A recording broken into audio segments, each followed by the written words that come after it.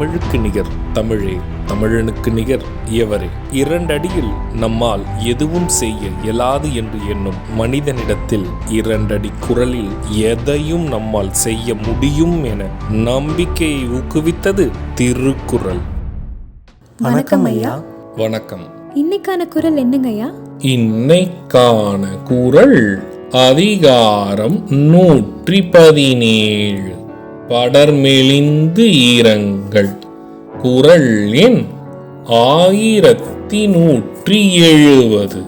உள்ளம் போன்று உள்வழிச் செல்கிற்பின் வெள்ள நீர் நீத்தல மன்னோ என் கண். இந்த குறளுக்கான பொருள் என்னங்கய்யா?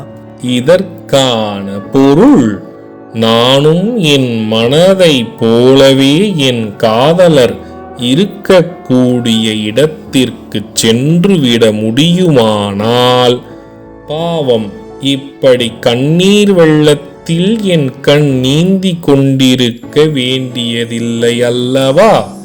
இதுக்கு ஒரு சின்ன உதாரணம் சொல்றீங்களா?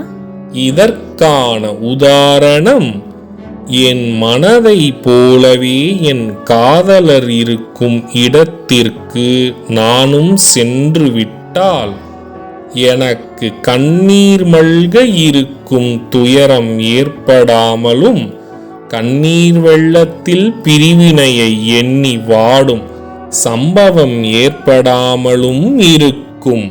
நான் சொன்ன குறளும் அதோட விளக்கமும் உங்களுக்கு பயனுள்ளதா இருந்ததா? ரொம்பவே பயனுள்ளதா இருந்தது. சரி பசங்களா, நாளைக்கும் இதே மாதிரி சுவாரஸ்யமான குறளை பார்ப்போம். நாளைக்கும் இதே மாதிரி இன்னொரு குறள் பத்தி தெரிஞ்சுக்க ஆர்வமாவும் இருக்கும்.